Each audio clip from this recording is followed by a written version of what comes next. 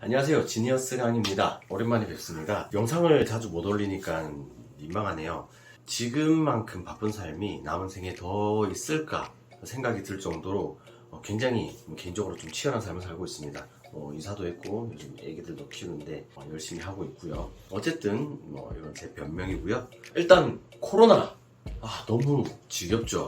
지긋지긋합니다. 정말 오래되었어요. 이 지겨운 코로나가 어느덧 이 터널의 끝이 볼랑말랑하고 있는데요.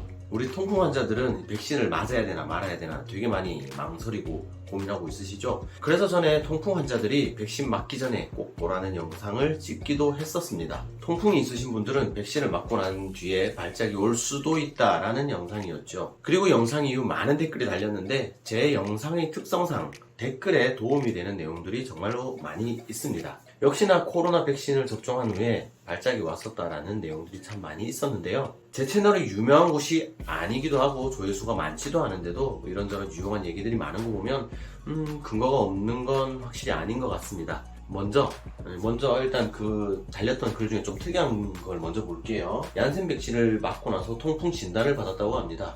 수치가 그렇게 높지는 않았다는데 일단 어쨌든 그 전에 통풍이 없으셨던 분이 불편한 게 느껴지셔서 병원을 갔더니 통풍 진단을 받으셨나 봅니다. 이후에 또 백신 맞고 통풍에 걸려서 이럴 바엔 차라리 백신 맞지 말걸 이라고 얘기를 하신 분도 있어요. 솔직히 제 생각으로는 통풍이라는 질병 특성상 물리적인 요산이라는 물질이 좀 높게 있어야만 그 물질들이 결정으로 이루어질 수 있는 거기 때문에 처음부터 통풍에 전혀 걸릴 가능성이 없던 사람이 백신으로 인해서 통풍이 걸리지는 않을 거라고 생각을 해요. 하지만 어쨌든 본인께서는 굉장히 좀 슬프셨겠죠.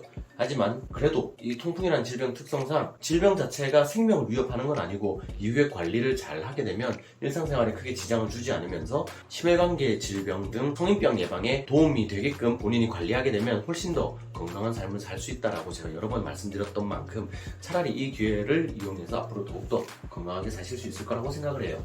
그리고 어떤 분께서는 본인이 아니라 어머니께서 통풍이 백신 이후에 나타나셨다고 하네요. 통풍이라는 질병은 일반적으로 젊은 여성에게는 잘 나타나지 않습니다. 일반적으로 폐경 이후의 여성들에게는 좀 더 잘 나타날 수 있는데 아마 여성 호르몬이 이런 요산 결정이 생기는 걸 좀 막아주는 그런 게 있나 봐요. 여튼 폐경 이전의 여성에게는 굉장히 드물게 일어나는 질병이긴 합니다. 이런 식으로 이전에 통풍이 없었는데 코로나 백신을 맞고 나서 통풍이 생긴 분들도 있었습니다. 그리고 발작 사례도 꽤 여러 개가 있었는데요. 증상 없다가 백신 맞고 나서 좀 걷는 게 부자연스럽다라는 분도 있으셨고요.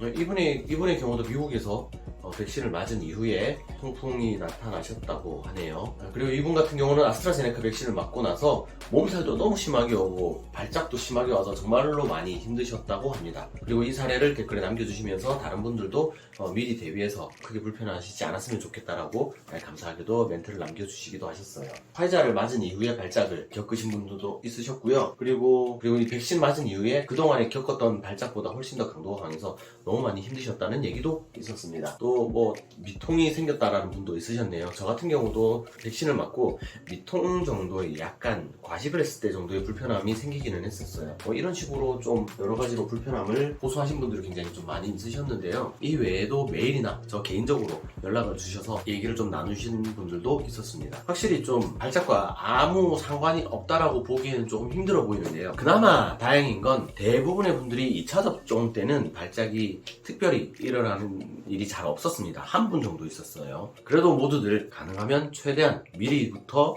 이런 일이 있을 수 있다는 걸 염두에 두시고 이후에 갑작스러운 상황을 미리 잘 대처를 하셨으면 좋겠습니다. 일반적으로 백신은 약 4년에서 9년 정도의 시간을 가지고 만들어지는 게 일반적입니다. 이번처럼 짧은 시간에 이렇게 만들어진 백신은 굉장히 드문 일이에요. 이렇게 만드는 게 쉽지 않는 일인데도 불구하고 코로나라는 전염병이 너무도 특이한 케이스이다 보니까 거대한 제약회사에서 자본을 정말로 집중적으로 들여서 굉장히 빠르게 백신을 만들었어요. 내가 1등으로 만들면 60억 명이 써줄 거라는 생각 때문이기도 했겠죠. 여튼 그렇기 때문에 지금 누가 어떻게 어떤 식으로 부작용이 일어날지는 아무도 모릅니다. 국가가 이걸 알 수 있느냐? 약간은 이런 얘기 불편하실 수도 있겠지만 국가도 이것의 인과관계를 알 수가 없습니다. 왜냐? 이 백신을 맞고 나서 어떤 부작용이 나타나느냐에 대한 이야기는 사실 제약사가 밝혀야 되는 이야기고 시간이 흐르면서 이런 데이터가 축적되어야 되는 이야기거든요. 물론 주변 분들이 이렇게 피해를 입거나 많이 불편하신 분들은 꼭 제대로 된 보상을 받으시기를 기원합니다. 마지막으로 백신 접종을 권장하는 것은 정치가 아니라 과학입니다. 비행기를 탔을 때 생기는 혈전증보다 1000배 정도 코로나 백신이 더 안전합니다. 혈전이 생길 가능성이 오히려 코로나 백신이 1000배 정도 낮아요. 비행기를 타는 것보다. 그리고 일반적으로 여성분들이 복용하는 사전 피임약, 경구 피임약의 경우도 이 코로나 백신보다 혈전을 일으킬 수 있는 가능성이 더 높습니다. 혹여 누군가가 내게는 백신을 맞지 않을 자유가 있다라고 얘기를 하신다면 자유에는 그만큼의 또 책임이 따른다는 걸 배우셨겠죠? 혹자는 맞지 않는 사람을 싫어하거나 거부할 수 있는 자유도 있는 겁니다. 그리고 저 또한 이런 백신을 맞을 때 무섭지 않은 건 아닙니다. 혹시라도 저도 백신을 맞고 나서 부작용이 생기면 남은 아들, 딸은 어떻게 되나라는 걱정이 있었고요. 맞을 때만 해도. 그리고 제 와이프의 사촌동생이 백신을 맞고 심정지가 왔었습니다. 그래서 갑작스럽게 응급실을 가고 난리가 났었는데 지금은 그래도 일단 괜찮아지긴 하셨지만 얼마나 무서운 일일까요? 더군다나 유전적으로 비슷한 가족들이 맞았을 때 나도 이런 부작용이 일어나면 어쩌지라는 걱정이 생기는 건 당연히 있을 수 있습니다. 그럼에도 불구하고 백신을 맞으라고 제가 말씀을 드리는 이유는 전염병이 더 무섭기 때문입니다. 그동안 역사상 전염병으로 인해서 사망한 사람들은 정말로 많았고 지금 이 코로나 바이러스 이전에도 전염병은 계속 있었습니다. 스페인 독감이라든지 예전에 알고 있었던 사스, 메르스, 그리고 신종플루 등등 여러 가지 전염병들이 있었죠.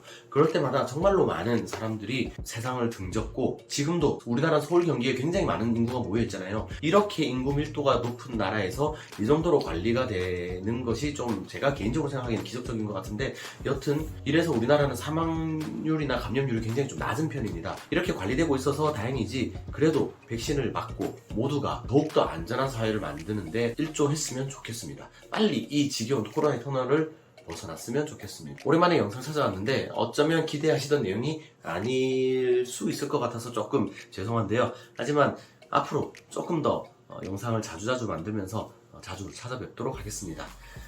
오늘 봐주셔서 감사하고요. 다들 코로나 잘 이겨낼 수 있도록 힘내봅시다. 감사합니다. 지니어스 강이었습니다.